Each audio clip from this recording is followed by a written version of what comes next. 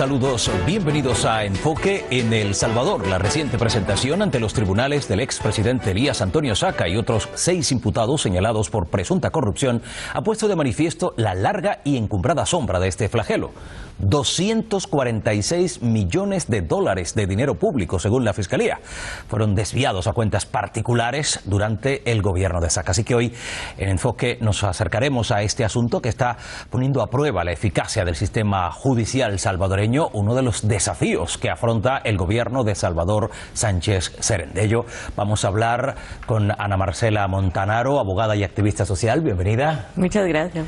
También nos acompaña el economista y analista político Javier Martínez. Es un placer. Un placer estar con vosotros. Saludamos en este capítulo de Enfoque al profesor José Vicente Carrasquero, experto en ciencias políticas por la Universidad Simón Bolívar de Venezuela. Gracias por la invitación. También nos da mucho gusto que nos acompañe otro abogado, José Luis Urosa. Un placer. Pues efectivamente, como decíamos, hoy ponemos nuestra mirada en Centroamérica. La justicia salvadoreña ha decretado prisión provisional para Elías Antonio Saca, el que fuera presidente de El Salvador entre 2004 y 2009. Permanecerá arrestado durante los 6 meses que debe durar. Se espera la fase de instrucción solicitada por la Fiscalía General de la República, que por cierto ve indicios del desvío de 246 millones de dólares, dinero procedente de fondos públicos. Llama muchísimo la atención esto, así que vamos a comenzar rápidamente con una primera valoración de este asunto que ha generado una gran expectativa, Marcela, allí en El Salvador y en realidad en toda Centroamérica. Pues sí, realmente es preocupante, pero también es para mí como la punta del iceberg respecto a lo que es la corrupción en Centroamérica y en América Latina por lo general. Sí. Bueno, vamos a escuchar también ese primer punto de vista del profesor Carrasquero. Bueno, muy interesante que un sistema político se dedique a combatir a uno de los flagelos que más dañan la calidad de vida de los habitantes en América Latina, en particular en El Salvador. Usted también, entonces, saluda ese modo de proceder de las instituciones salvadoreñas. Todo lo que sea la lucha contra la corrupción, bienvenido, eso sí, todos por igual. Todos por igual. Bueno, luego vamos a ver efectivamente hasta dónde, en efecto, si insistimos, esa igualdad se pone de manifiesto, por lo menos en el ámbito presidencial. Vamos a escuchar el primer enfoque de Javier Martínez. Pues es encomiable, aplaudo a la nueva administración de El Salvador por la lucha contra la corrupción, que además está luchando no solamente, como ya veremos luego más adelante, contra este proceso contra Antonio Saca, sino además con Francisco Flores, anterior, ambos del partido Arena, pero también con un miembro de su propio partido, con lo que ahí hay una justicia de lucha contra la corrupción. Y curiosamente, esos 246 millones, viendo el saldo en letes, en letras del Tesoro, que es lo que el Estado, por el déficit, por no tener mayor gasto que ingresos, si esos dineros que se han detraído de los fondos públicos coinciden desde el 2004 al 2009, más o menos con la salida de letras del Tesoro, que el Estado se tenía que endeudar. Claro, si el dinero se iba a los bolsillos privados, es lógico que el Estado luego tenga que endeudarse. Entonces es triste noticia la de ver. Curiosamente esas cuentas sí salen entonces, ¿no? Esas cuentas sí dan. Sí, por ejemplo, lo que se va eran 200, por un lado es lo que debería haber 205 millones en el 2004 y se llegó hasta los 430 millones en el 2009 del saldo en letras del Tesoro, financiación a corto, que el Estado tenía que hacer, porque si tú del dinero del Estado te lo llevas a tu casa o a tus cuentas particulares, unido a lo que hay más o menos de evasión de impuestos en El Salvador entre 1.200 a 1.400 millones, pues líbranos Dios de los patriotas vocingleros, histriónicos e histéricos. Luego lo vamos a ver en profundidad. José Luis Urosa, primera lectura. Pues dos cuestiones básicas. La primera es que hasta que el juicio no termine, y desde la posición lógica, ¿verdad? Hablamos de presunto. Rige el principio de presunción de inocencia. De tal manera que ahora mismo lo que hay es un detenido que está acusado de corrupción y que la justicia tendrá que probar indefectiblemente y sin ninguna sombra de duda que lo que se afirma en los medios y la acusación que le ha hecho la Fiscalía General del Estado pues es correcta y responde a la realidad. Segunda cuestión que yo quiero destacar, me parece importante, muy importante, que se luche contra la corrupción, pero como decía mi contertulio, ¿verdad? en todos los casos por igual. No es un fenómeno ni único de El Salvador, ni único de Hispanoamérica, ni único del mundo, quiero decir. Termino por argumentar algo que me parece básico y fundamental en esta materia, y cuando hablamos de Hispanoamérica más. El Salvador corre el peligro, como otros estados hispanoamericanos, de ser un estado fallido. Es decir, el gran problema que tiene desde mi punto de vista Hispanoamérica es que en gran parte de los países puede haber estados fallidos. ¿Por qué? Lo voy a abundar en el argumento. Pues porque simplemente no hay un concepto nítido de soberanía. Es decir, no hay ningún poder soberano en la sociedad que se imponga al resto y les haga obedecer. Ahí está el fenómeno de las maras, del que luego hablaremos, el fenómeno de la violencia, el fenómeno de la corrupción, el fenómeno de la injusticia. No obstante, termino.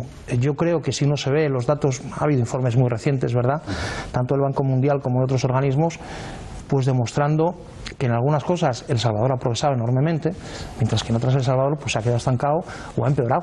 Pues pero eso ya efectivamente a profundizar en todo ello. De momento nos quedamos con ese titular. Decíamos pues el proceso judicial contra el expresidente de El Salvador. El pasado 30 de octubre Antonio Saca era detenido durante la boda de su hijo. La policía actuaba ante los señalamientos de corrupción hechos en una entrevista en televisión por parte de un magistrado de la Corte Suprema de Justicia. O sea que no todo empezó directamente por él. Ana Marcela, ¿en qué basaba exactamente ese magistrado las acusaciones iniciales? Porque le llegó, digamos, de referencia a Saca, ¿no? En todo este proceso, pues es parte de toda, es una, pues parte de una trama, de un proceso de destape a la corrupción que empezó siendo un proceso civil en contra de ¿cómo se llama este señor? Elmer. Exactamente, y que por ahí figura muy cercana al propio Saca. Fue secretario de Saca, y ahí fue donde empezó a investigarse a Saca, y esta detención es parte el resultado de estas investigaciones, lo cual es para mí muy importante porque pone también dentro de todo el proceso y el proceso judicial que ya empezó y que se va a vecinarle a Saca y al resto de los imputados, pues una parte importantísima relacionado con toda una trama realmente de asociación ilícita, que por ahí creo que es... Que por ahí vendrían las cosas, abogado, también usted. Vamos, los 3 delitos de los que yo he visto que se le acusan, básicamente, quiero decir, uno de ellos es blanqueo de capitales, otro de ellos es fraude y el tercero es asociación ilícita. Sí. Y son los 3 delitos de los que se le acusa. A mí me parece que... Se ha hablado de peculado, no sé si... Sí, es lo mismo. Es levantamiento de bienes. El Código Penal salvadoreño no recoge figuras idénticamente exactas fonéticamente al Código Español, pero bueno, por traducirlo un poco a la situación española. A mí hay 2 cosas que del caso no me gustan, es decir, del inicio del caso. Cuando se detiene, si no me equivoco, el 30 de octubre de 2016 en la boda de su hija, a mí eso me parece simplemente que es un golpe mediático y que como tal no debería haberse producido de esa manera. El tema de la justicia televisiva y de los juicios paralelos, a mí particularmente, no en mi condición de abogado, sino de jurista, me parecen una auténtica barbaridad. Dicho esto, cualquier pelea y lucha que se emprenda contra la corrupción, la asociación ilícita, el blanqueo de capitales, el fraude y el robo, pues me parece absolutamente fantástico. O sea, ¿se buscaba, en su opinión, un linchamiento mediático antes del propio proceso judicial? No sé si Javier coincide en esa lectura. Había eso es ya mucho suponer y crear teorías de conspiración sobre un hecho que es el hilo del ovillo, era que de una cuenta institucional subsidiaria del Tesoro Público de la Presidencia de la República, de allí se hicieron unos cheques emitidos a favor del presidente, a favor del señor Saca, y curiosamente esos cheques, la misma cantidad, van y aparecen en 2 cuentas de su secretario privado a través del banco, yo no recuerdo, tengo aquí el nombre, Cuscatlán. Entonces, esa línea de decir, qué curioso, es decir, salen este dinero de los fondos públicos de este organismo, se hace a favor de unos cheques bastante grosero, a favor del presidente de la República entonces, y curiosamente también ese mismo dinero va a parar a 2 cuentas de su secretario privado. Entonces, cuanto menos llamativo, dice usted. Si le pillan en el momento en que se está casando su hijo o su hija, pues mala suerte, es decir, podía estar en un entierro también, o podía estar en un sarao, pero cuando se hace presuntamente con dinero público estas cosas, uno tiene que estar pendiente de, se esté casando tu hijo o estés en una misa, de que te pueden detener. Profesor Carrasquero. Bueno, y hay que preguntarse dónde está Funes Cartagena. Luego vamos a ir sí, claro, a lo que ha antecedido a todo esto. Claro, es por retomar el punto de José Luis, ¿no? Aquí estamos frente, evidentemente, a un linchamiento mediático. Independientemente de si la persona es culpable o inocente, se está buscando lograr un rédito político de una lucha contra la corrupción que se le quiere atribuir a Arena solamente. Como si el otro funcionario, también acusado por peculado, no estuviese igualmente implicado, y se ve claramente un tratamiento diferencial en los medios de las dos situaciones. Una cuestión que inclusive llega a la televisora internacional, esta televisora Telesur. Cuando uno revisa Telesur y hace el seguimiento de Telesur y Saca, va a ver que Telesur le hace una cobertura al asunto de Saca desproporcionada en comparación con el señor Funes, que lo único que hace es decir que recibió asilo político en Nicaragua, como si eso fuese una especie de bendición a los pecados cometidos. Entonces, yo creo que el punto de José Luis tiene que ser rescatado en ese sentido. Si la lucha es contra la corrupción, es contra todos por igual. Y eso fue lo que dije en mi primera intervención. En su primera intervención. Ana Marcela. En este momento yo creo que el Estado salvadoreño está apuntando a legitimar realmente el Poder Judicial, y que vuelva a existir, ganarse la confianza de una población que ha dejado de creer en la institucionalidad estatal. Y bueno, considero que las órdenes judiciales se aplican el día, en el momento en que así determine la Fiscalía. No importa en qué situación esté el presunto. ¿Quién nombra al fiscal general del Estado de El Salvador? Eso es otro asunto, ¿no? No es otro asunto. Pero aquí también. Mundo. Aquí me parece que es una burrada, quiero decir, si no tiene nada que ver que lo nombre, que se nombre en algunos estados o en todos, me parece una burrada. Quiero decir, vamos a ver, si lo que yo intento decir es que me parece muy bien la lucha contra la corrupción, me parece muy bien que se le detenga, me parece muy bien que si hay algún tipo de indicio probatorio contra su persona, la justicia actúe con toda contundencia. Lo que digo es que, y lo digo en España y lo digo en cualquier país del mundo, que hay que quitar o sacar los juicios paralelos, los linchamientos mediáticos, y dejar que efectivamente una justicia independiente, regida por jueces independientes y por fiscales lo más independientes posibles, ¿verdad?, haga su trabajo y acredite sin lugar a dudas el fenómeno del delito de la corrupción. Yo lo único que pido, como mi compañero en este sentido, y yo creo que como todos vosotros, es que se actúe de igual forma con todos. Tú antes apuntabas, Javier, que no solo se está actuando contra Saca, sino contra otras personas de otros partidos no referenciados dentro de la Arena, ¿verdad? Si es que me parece fantástico. Lo único que estoy intentando transmitir es que hay un hecho objetivo que no he calificado. He dicho que me parece que no es razonable que alguien, por el impacto mediático, porque es que perjudica al propio caso. Pero piensa también, José Luis, si me permite el moderador, muy rápido, los importes que se le imputan a uno y a otro, eso también tiene importancia en el delito. El importe que se le imputa a Mauricio Funes, fugado y acogido en Nicaragua, que me parece muy mal, son $700.000 frente a los millones de dólares que se imputa a la otra persona. Es decir, los importes también es importante. Que el ladrón es tanto el que roba $1 como el que roba 1.000, pero hombre, el que roba 1.000 será un poquitín más ladrón que el que roba 1. Seguramente, pero te voy a poner un ejemplo, si me permite el moderador y los contertulios con mucha educación, y es el ejemplo que hubo aquí con Mario Conde en España. A Mario Conde se le acusó de un levantamiento de bienes por 300.000 millones de euros. Teóricamente eran 300.000 millones de euros incobrables. Cada uno de los 300.000 millones de euros que se suponía que era el agujero de Banesto fue cobrado al 100% con la gestión de Alfredo Sáez. Quiero decir que muchas veces de la acusación que formula la justicia, la conclusión del procedimiento y de los hechos, pues media un abismo. Yo lo único que estoy hablando es con una cierta prudencia de actúese con toda contundencia, pero actúese no en un proceso mediático, que estamos muy acostumbrados, y en España estamos muy acostumbrados a ello. Es decir, uno ve, por ejemplo, casos que están en la vida política española y se da cuenta de que la vara de medir en muchas ocasiones no es la misma. Si uno pone encima de la mesa el caso de los ERE, de Mercasevilla, de Andalucía, y los 7.000 millones de euros defraudados frente a los 42 millones de euros de otros casos, Bárcenas, ¿no? En este pues, se da cuenta de las diferencias de trato, que era lo que mi compañero y contertulio decía, y lo único que yo exijo es que la justicia no ciega, pero sí sea igual para todos. Vamos a seguir hablando precisamente de esa justicia allí en El Salvador, porque además del exmandatario están imputadas otras 6 personas. Ya se ha dicho, los delitos de agrupaciones ilícitas, peculado o levantamiento o alzamiento de bienes, como también se conoce, lavado de dinero y activos. La justicia habla de penas que podrían suponer hasta 30 años de cárcel, y además de la prisión temporal, se ha ordenado el embargo de los bienes y cuentas de todos los implicados.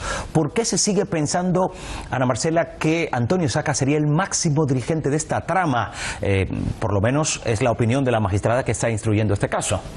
Antonio Saca es el que más se ha enriquecido, y no solamente él, sino también su hijo, su esposa, que en este momento están fuera del proceso. Pero él es quien más se ha enriquecido. Sus empresas también han pasado de tener unos cuantos miles de dólares a rebasar ya los millones, incluso también sus cuentas. Él es apuntado como el cabecilla de toda esta trama, y lo es así porque era quien manejaba o tenía el poder de disponer hacia dónde iban los dineros, de acuerdo a lo que apunta la investigación y la acusación. Esa es la acusación, y habría que recordar, por cierto, que dentro de ese dinero se hablaría, imagino yo, también esa etapa en la que el expresidente, esto ya viene del mes de abril, quiero recordar, empezó a ser investigado por el incremento patrimonial de más de 4 millones de dólares de un dinero que no se ha justificado todavía.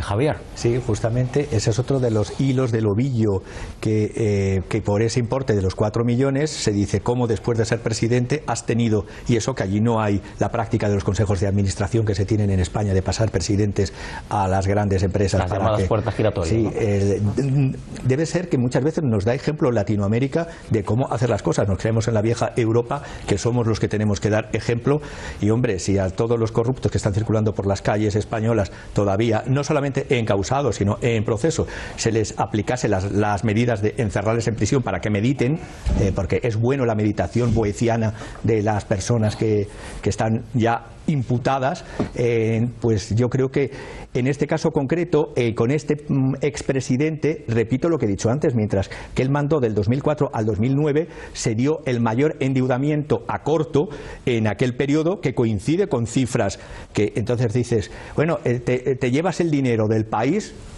y por otra parte le endeudas, y luego de hecho yo creo que su propio partido está a favor de que se persiga y de que se le persiga, porque si no, no se habría hecho ese acuerdo que se ha hecho con el Fondo Monetario Internacional hace horas, donde ha sido necesaria tanto el voto de Arena como el voto del partido en el gobierno. Es decir, es bueno que se ataque, como dicen todos mis compañeros y compañeras hoy, que se ataque la corrupción, esté donde esté, y que se sea contundente, y no solamente penas de prisión, porque la prisión al fin y al cabo, yo creo que más en la devolución y la incautación en relación a lo robado de los bienes que se tengan personales y familiares, porque claro, usted dice, su propio partido, no sé si se refiere a Arena, habría que recordar que en el año 2010 fue expulsado precisamente después de esos 4 años de gobierno al frente del país. O sea que las cosas no van tan bien ni siquiera en casa, ¿no? Él tuvo que fundar un nuevo partido para aspirar a un regreso a la presidencia. Por ahí estaban las cosas, ¿no?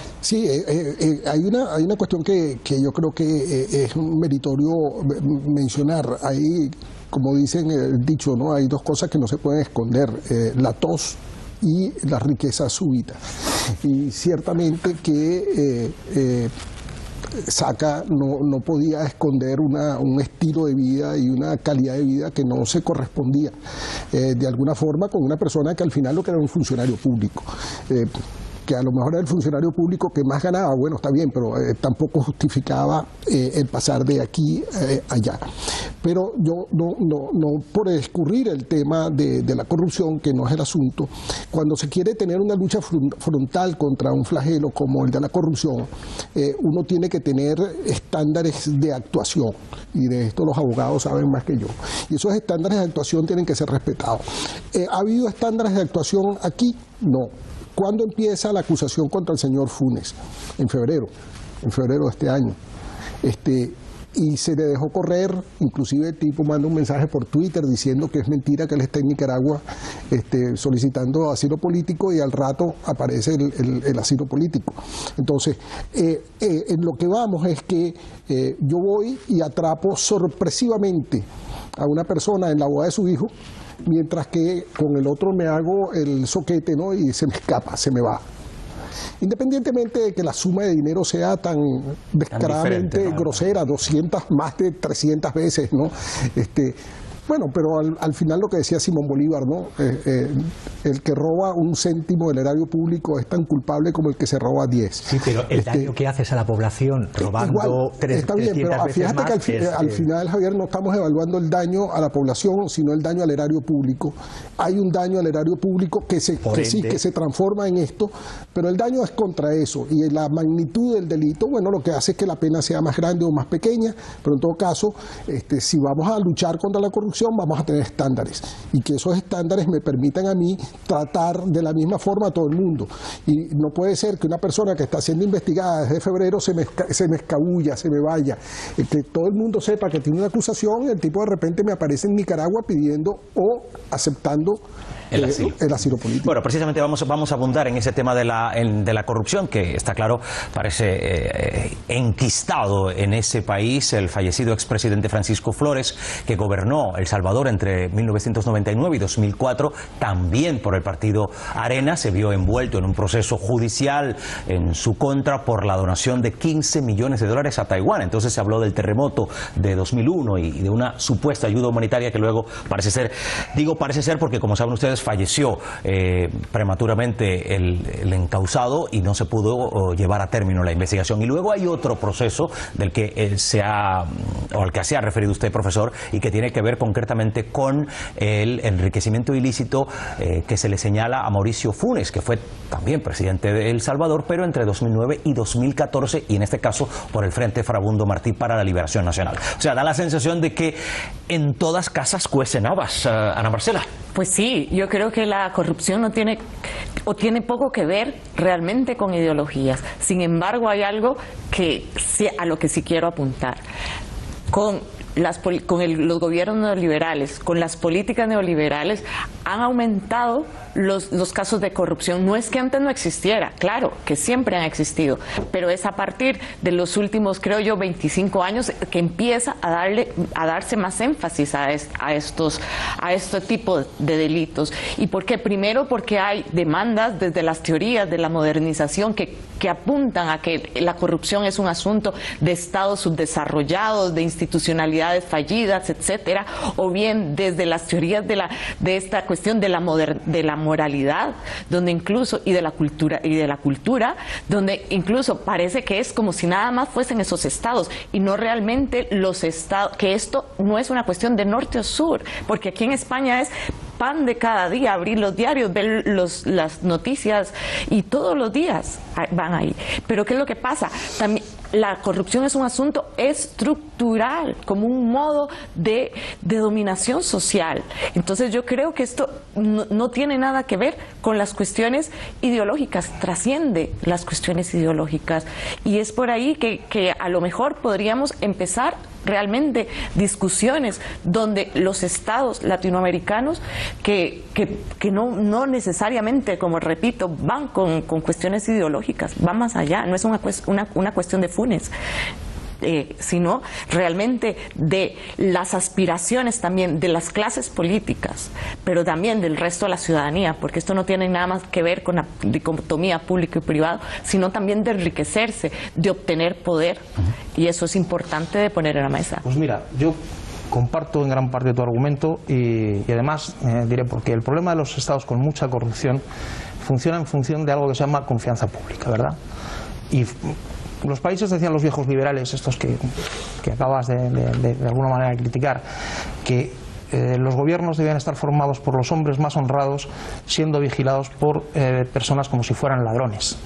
El problema de gran parte de los estados, no solo de Iberoamérica o de Europa o del mundo, es que habitualmente hay estados que favorecen que gobiernen los ladrones y se les vigile como hombres honrados. Entonces el gran problema de la corrupción es esta. se les vigile. Claro, es decir, el gran problema de la corrupción en general en los estados es esta. Es más, podría incluso, nos podríamos ir a 1573 a la Francia de Jean Bodino y analizar el problema en los mismos términos que el propio Jean Bodino los analizó y teórico del constitucionalismo y de la soberanía política en aquel momento de la nación.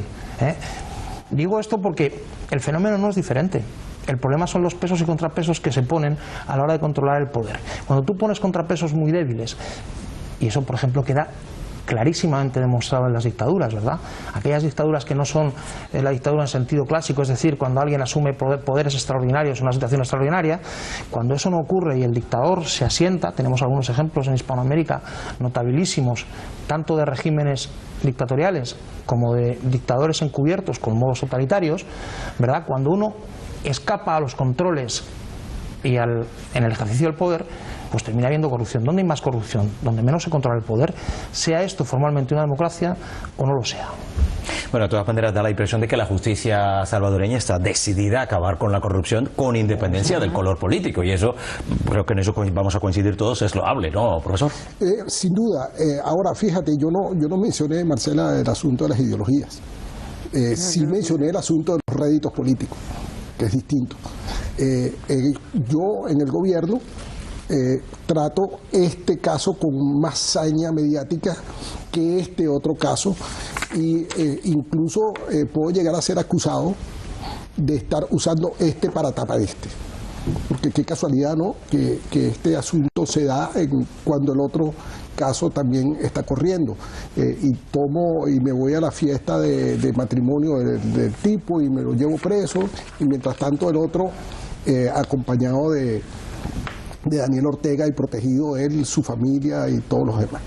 Eso no tiene que ver con ideologías, tiene que ver con algo que en el fondo termina siendo también corrupción, que es cómo manejo yo los dos casos diferencialmente, de manera tal que a este le saco un rédito político mientras que oculto este para que no me cause daño. Si eso no es corrupción, porque la corrupción no es solamente robarse el dinero. La corrupción es utilizar los esquemas y los aparatos del Estado de forma diferencial, de forma tal que yo saco algún tipo de beneficio. En este caso no es un beneficio tangible, monetario, pero es un beneficio desde el punto de vista de lo que yo logro dentro de la opinión pública. Y yo creo que eso es un asunto que también tiene que ser observado si queremos luchar contra la corrupción en toda la dimensión en que tiene que ser atacado el tema. Javier. Retomando las palabras que estás diciendo, estoy de acuerdo que la corrupción no es solamente esto que hablamos de desviar dinero. La corrupción tiene que ver también con un modelo de racionalidad que incentive la corrupción, como es el modelo de racionalidad neoliberal. ¿Por qué digo esto? Porque cuando basamos una economía en un modelo de racionalidad en el que solo ya no es el homo económico, sino el homo crematisticus, y solamente se mira la relación coste-beneficio y no se mira ni las preferencias de los usuarios, de los consumidores, ni se mira, ni se hace una economía ética, entonces la corrupción también es 20 años de gobierno de un partido donde la evasión de impuestos de un país que solo tiene 6,5 millones de habitantes tiene cifras en torno a 1.400 millones de dólares de evasión. Es escandaloso, y eso también forma parte del engranaje de la corrupción. La corrupción también es con un modelo de racionalidad que permite decir: yo me llevo el dinero porque es mío y me lo llevo a... eso sí, personas que dicen defender la patria, y repito, 6,5 millones de habitantes El Salvador y 1.400 millones de dólares fuera. Eso forma parte de los engranajes de corrupción. Y el dinero no es solamente del que dice que lo tiene, el dinero se se crea, y la riqueza de un país se crea colectivamente. Es decir, la riqueza no la crea solo el capital, la riqueza la crean los trabajadores, y por lo tanto quien se está llevando el dinero fuera, ojalá en América y en Europa hubiese más Robespierre incorruptibles, y esos Robespierre incorruptibles cortasen cabezas a la manera posmoderna. Bueno, pues faltarían guillotinas. Todo lo referido, señores, eso. todo lo referido al arresto y procesamiento judicial del expresidente salvadoreño Antonio Saca y otros 6 imputados, como ya comentábamos, ha generado una gran ola de informaciones y también de valoraciones, no solo en el ámbito político. Les dejamos con nuestro enfoque de prensa.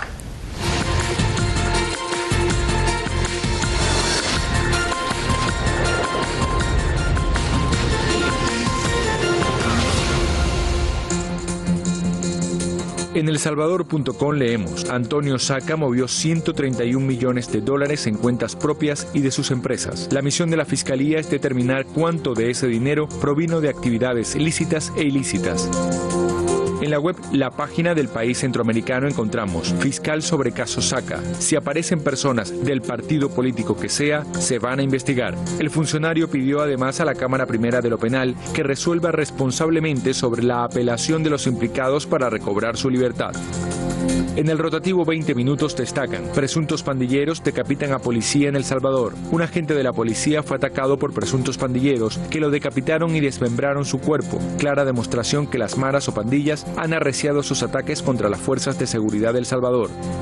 En lanación.com, El Salvador en alerta roja por asesinatos de policías y soldados por pandillas. La violencia en El Salvador, que en buena medida se debe a las pandillas, dejó 4.581 muertos entre enero y octubre, de acuerdo con cifras del Instituto de Medicina Legal. Las pandillas salvadoreñas tienen unos 70.000 miembros, de los cuales 16.000 están encarcelados según las autoridades. Y cerramos con el medio La Prensa Gráfica. Cocaína incautada este año en El Salvador triplica decomisos de droga de 2015. El reporte enviado por el Departamento de Estado al Congreso estadounidense incluye a Guatemala, Honduras, Nicaragua, Panamá, El Salvador y Costa Rica entre los mayores productores y países de tránsito de drogas del mundo. Bueno, pues esta mirada a la prensa nos acerca a otros asuntos que también marcan el día a día en El Salvador. La inseguridad que azota al país, como veíamos, ha cobrado la vida de unas 4.600 personas en lo que va de 2016. Aún así, por cierto, la cifra es menor a similar periodo del año pasado. Ana Marcela, la Organización Mundial de la Salud habla de un término curioso: epidemia delincuencial. Es justamente como lo define. Lo que está sucediendo en El Salvador, que es parte del Triángulo Norte, son los resabios de todo un procesos históricos de exclusión social, de donde las oligarquías han asumido el poder y de donde que posteriormente, en los años 90, después de los procesos de paz, no lograron abordar realmente políticas hacia la igualdad. ¿Por qué? Porque esos procesos democráticos apuntaron a estados que apuntalaron hacia el consenso de Washington. Y esa parte de la cuestión de epidemia delincuencial también tiene que ver con las nuevas formas de violencia en contextos de paz, donde a pesar de que se diga que hay paz, hay altísimos niveles de violencia, hay altísimos niveles de asesinatos, y donde en el Triángulo Norte incluso los feminicidios, las mujeres son una parte altísima de las personas que están siendo asesinadas. Habla usted prácticamente de guerra solapada, no sé si es el asunto. Son guerras en contextos de paz que nos dicen que hay paz, pero realmente no la hay. Se sigue viviendo una violencia semejante a cuando estaban las guerras, los países estaban en guerra civil. Profesor Carrasquero.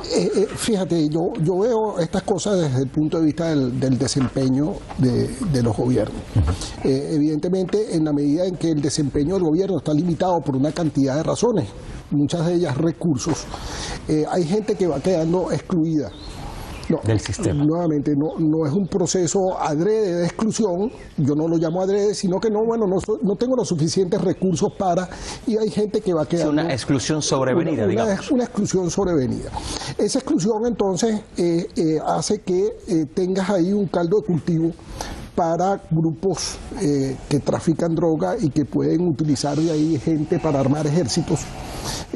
Porque entonces el asunto de la violencia hay que verlo no como cuando la violencia reta al poder del Estado, es decir, cuando el Estado ve que su monopolio de la violencia está siendo retado por grupos, uno va a encontrar que esos grupos hay veces que están mejor armados que las policías y que muchas veces entonces se requiere que el ejército, en el caso mexicano, que el ejército salga a la calle a enfrentar a unos grupos que están muy bien armados. ¿Y por qué están muy bien armados? Porque tienen mucho dinero. ¿Y de dónde tienen ese mucho dinero? De las drogas, del tráfico de bienes y este tipo de cosas. Nuevamente, extorsiones, que nuevamente es la incapacidad del Estado, vista su limitación de recursos. Yo siempre hablo de los recursos porque hay una tendencia a decir, bueno, la política es independiente de los recursos, yo simplemente dicto unas leyes y esas leyes deben ser cumplidas. Eso no es verdad. Yo dicto unas leyes y tengo que buscar la manera de imponer esas leyes y para eso necesito recursos. Cuando no tengo recursos no le puedo llegar a todo el mundo. Bueno, pues en ese sentido, ¿cuál creen ustedes que está siendo la gestión del gobierno del presidente Salvador Sánchez? Yo sinceramente creo que en un proceso histórico medido en términos reales y medido en términos serios, hay que decir varias cosas. Es decir, uno queda escandalizado pues con las cifras de muertes que tiene El Salvador, con las cifras que se arrojan en pobreza estructural, en pobreza extrema. Uno debe conmoverse, y debe conmoverse porque, como decía Polibio, ya que antes hablaba mi buen amigo de patria, la patria es un sentimiento de piedad hacia tus conciudadanos, por tanto, a mí me parece que efectivamente uno debe conmoverse, pero hay una realidad completamente incuestionable. Por ejemplo, daré algún dato. En el último informe que emite el Banco Mundial sobre progreso humano, El Salvador es el país que más ha progresado de todo el contexto mundial y hispanoamericano. O sea, podemos inferir que hay una especie de cambio de tendencia. No, es que es una tendencia histórica a 30 años. Es que esta tendencia histórica de la que hablo no es a 2 años. O sea, no es atribuible precisamente a la gestión del actual mandatario. No es solo atribuible a un gobierno, es atribuible a todos los gobiernos que han ido pasando por El Salvador. Si uno mide los índices de pobreza extrema, de pobreza estructural o de pobreza total, uno se da cuenta que han bajado. En El Salvador, por ejemplo, se ha pasado de un 72,5% de analfabetismo pues a menos de un 14%. Luego hay datos terribles, es decir, el 30% de los niños entre 0 y 5 años pues no van a la escuela. El 30% de los niños entre 0 y 3 años no acceden bueno, no hablemos ya de fenómenos de desestructuración familiar. Hay datos y estadísticas que muestran que el 37% de los presos de El Salvador no conocieron a su padre y a su madre. El 30% de los mismos marcharon de casa antes de los 15 años. Es decir, son fenómenos que son propios de situaciones de radical injusticia social. Pero no puede producirse justicia social en tanto en cuanto no se establezca un principio fundamental, y es el principio de autoridad y obediencia del Estado. Si una mala es capaz de desafiar al Estado, una mafia es capaz de desafiar al Estado, no hay Estado. Vamos a escuchar a Javier. Preguntábamos precisamente en todo ese contexto por la gestión actual del gobierno de Sánchez. Tendría que decir que es encomiable. Estoy recordando, y tengo aquí notas del discurso que hizo en la tercera cumbre de la CELAC el actual presidente. Ya decía que él luchaba contra los niveles alarmantes de delincuencia y de inseguridad social, por la inserción social de los jóvenes, hacer políticas insertivas y dentro de una agenda regional inclusiva y sobre todo reducir las brechas de desigualdad, porque para terminar esta parte, las políticas económicas no son, por así decirlo, inocuas, no son iguales. Tras la recesión del 2009 cayó el PIB en El Salvador un 3,5%. Realmente la recuperación se ha dado a través de los gobiernos no de Arena, porque los gobiernos de Arena dieron con la firma del tratado CAFTA un incremento del desempleo y de la delincuencia. Hay que recordar que el gobierno de Arena fue el primero que ratificó el CAFTA, el Tratado de Libre Comercio. Es decir, con este tratado se incrementó el desempleo. Con los gobiernos del actual frente se están bajando el desempleo y se está logrando mayores niveles de igualdad. Por lo tanto, las políticas económicas no son iguales y la labor del actual gobierno creo que va en la línea de cómo se tiene que reducir esa desigualdad, porque hay causas estructurales socioeconómicas de algo que es la violencia, y la violencia no nace porque alguien se vuelva loco, sino tiene que ver muy mucho con la necesidad y con la falta de inclusión dentro de la sociedad. Su lectura, profesor. De acuerdo con Javier, pero hay que tener cuidado con algo, ¿no? Y con ese algo que hay que tener cuidado es con cómo yo genero las políticas. Las políticas de Arena y las políticas del Frente Farabundo Martí no son muy distintas. Tú mencionaste algo y entonces hay que atribuirle el peso que tuvo la recesión, la crisis. Claro, y esa crisis entonces te produjo primero una caída de las remesas, que es una fuente importante de ingresos para El Salvador. 4.2 billones de dólares el año pasado. Es una cantidad de dinero importante. Ya ayudaría a España ese dinero a reducir el déficit, ¿no? Por ejemplo. Y después tienes el asunto de que ese impacto, bueno, lo sufrió Arena, así como lo sufrió el PSOE en su momento. Aquí, ¿a quién le pasa la factura? La factura se la terminas pasando a Arena. Pero, ¿qué hace de distinto Funes? Bueno, aceptar dinero de Venezuela, un petróleo más barato que le ayuda también a balancear el gasto, y eso, es justicia decirlo, se invierte en gasto social. Pero nuevamente estamos en un asunto de recursos. Cuando hay una sequía de recursos, uno no le puede pedir a los gobiernos magia. Igual pasó aquí en España, pasó en casi todo el mundo, casi que no hubo ningún país que se salvara de lo que fue esa recesión mundial. Ana Marcela. En ese sentido, las políticas de mano dura no han tenido realmente el impacto, ni han rebajado la violencia. Hay que repensar la violencia y pasar de ese enfoque de seguridad e inteligencia a un enfoque de derechos, a un enfoque de incluir a los sectores de la población que han estado históricamente excluidos donde el Estado no solamente es neoliberal, sino también desde esas oligarquías que reproducen la colonialidad día con día y donde también los medios de comunicación juegan un papel fundamental en esa reproducción de la violencia, desde una pedagogía de la crueldad, donde lo que pasa es como que las personas venden esas imágenes de la violencia para que las personas nos hagamos casi inmunes y que lo veamos como algo que no nos concierne. Y desde ahí asumir realmente programas que apunten a llegar a la raíz estructural de todo lo que tiene que ver con la violencia. No es solamente atacar a las maras, es que también las maras son como el reflejo de estados totalmente desiguales. Y bueno, si a una de las maras si hubiese estado en un matrimonio y lo hubiesen llegado a detener, eso no sería mediático, pero es igual a una persona que está siendo acusado como Saca de corrupto, sí es mediático llegar a detenerlo el día de la boda de su hijo. Yo quiero explicar una cosa muy rapidita para ver el asunto de las maras en su justa dimensión y por qué el gobierno de El Salvador dice que hay una declaración de guerra En el caso del soldado decapitado que apareció ahí. Efectivamente, que ha sido, digamos, esa respuesta de las pandillas a las actuaciones policiales. Bueno, fíjense que él va a visitar a su novia y su novia está detenida porque su novia resultó ser un señuelo para que el soldado fuese allá y entonces fuese decapitado. Entonces esto implica una planificación. Aquí hay un tejido donde esta gente le está declarando la guerra al Estado salvadoreño.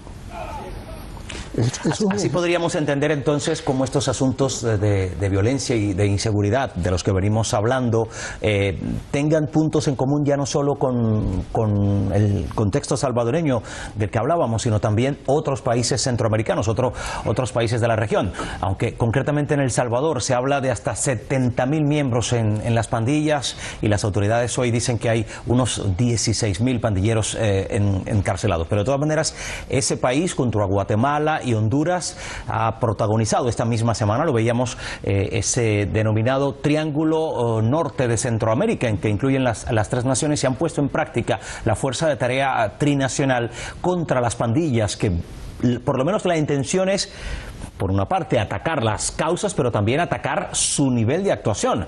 Hay una frontera que comparten ahí los tres países de unos 600 kilómetros y allí podría ser donde esa fuerza trinacional empiece a ejercer o demuestre precisamente que, como se dice, en la unión de los políticos también podría estar la fuerza, Javier.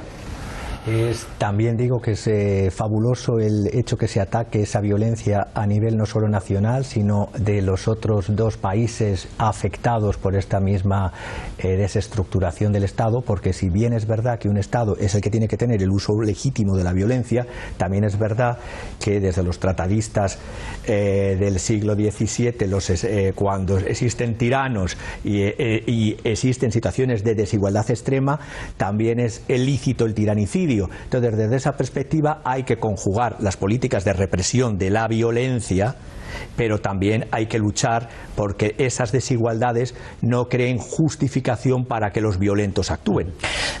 Pero es que yo os oigo hablar y yo me quedo maravillado porque, es decir, estoy en gran parte de acuerdo, lo cual acabará con tu carrera política en algún momento, ¿verdad?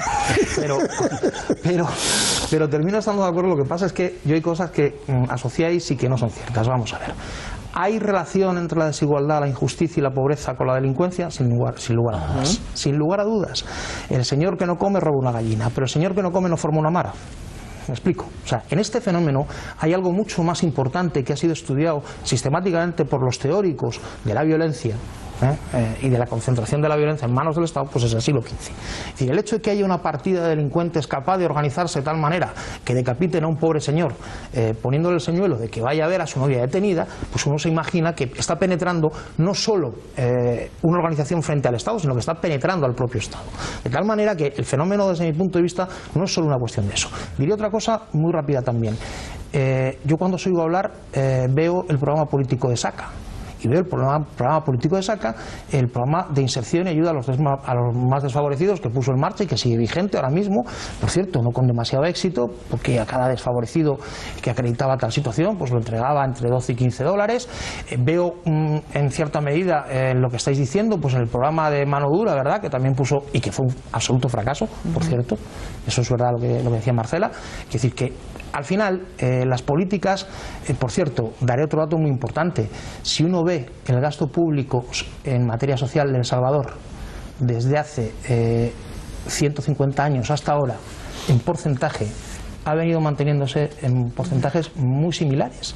Ningún gobierno, ninguno, ha hecho más que los otros en esta materia. Es cierto que ha habido repuntes como el estallido de la crisis, que efectivamente pues, se llevó por delante no solo en El Salvador, sino en gran parte del mundo determinadas cuestiones. Y por último diré una cosa, nada tiene que ver el Estado liberal, el Estado neoliberal, las políticas neoliberales con las oligarquías. No tiene nada que ver. Es más, es una manipulación terrible. Bueno, por alusión vamos a dar la palabra a Ana Marcela, que esbozaba ese testimonio. Mira, José, yo soy centroamericana y me ha gustado mucho siempre porque me he involucrado en procesos centroamericanos.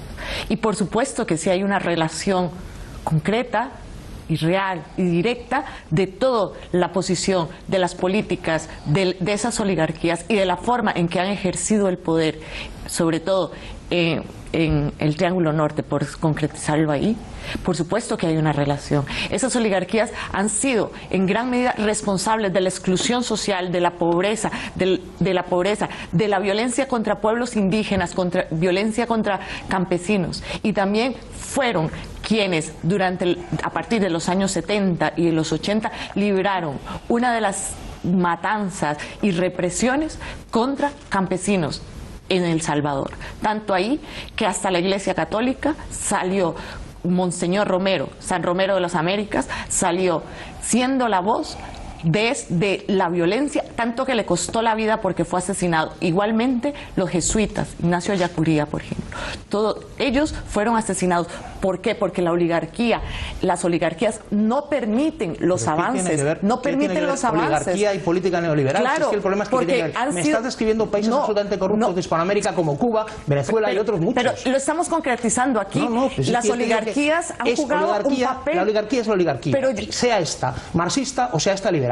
Y no tiene nada que ver, con políticas neoliberales. Las oligarquías son quienes, a partir de los procesos de independencia que venían, son por decir así, las burguesías agrarias, que no necesariamente eran burguesías en el contexto que podríamos hablar aquí en España, sino cuestiones ¿Te está yendo la independencia? No, a partir de los procesos de independencia, a partir de los procesos de independencia. Pero yo creo que aquí lo importante es entender qué es oligarquía y el papel que han jugado en estos procesos de neoliberalización, pero también en los procesos históricos. Todos los libertadores fueron oligarcas y masones.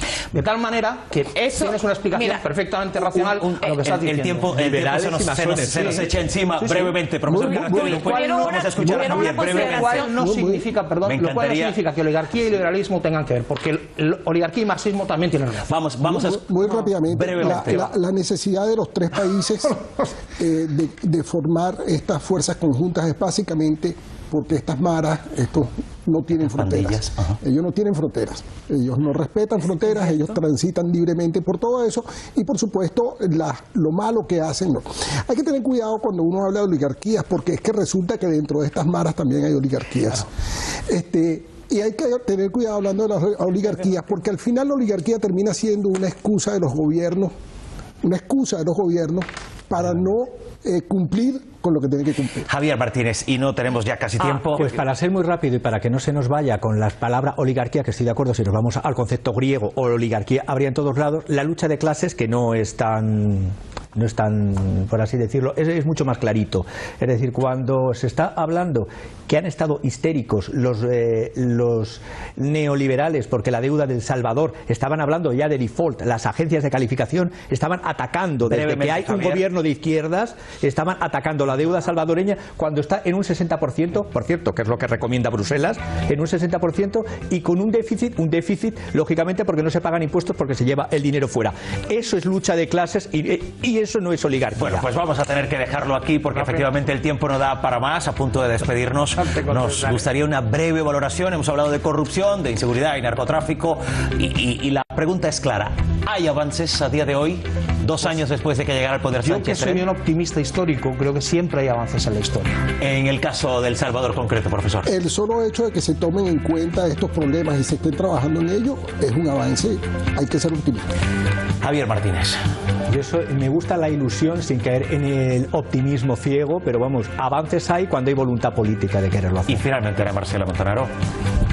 La violencia, lo que sucede en nuestros países, igual la corrupción, no es un asunto de conmoverse, es un asunto de entender nuestras realidades y también pasa por entender la realidad hacia dónde va. Yo no le veo con ilusión no lo veo tanto, sin embargo con esperanza un poco a lo mejor sí. Bueno, pues vamos a quedarnos con estos puntos de vista. Gracias a los 4 por su participación, José Luis Rosa, José Vicente Carrasquero, Ana Marcela Montanaro y Javier Martínez, y gracias también a los telespectadores que nos han acompañado en esta mirada a El Salvador. Por cierto, mañana vamos a acercarnos a Brasil, que está viviendo horas convulsas después de que decenas de manifestantes intentaran ocupar el Parlamento, pidiendo, eso sí, la renuncia de Michel Temer por sus políticas en el ámbito social, sobre todo. De todo eso hablamos mañana, como siempre.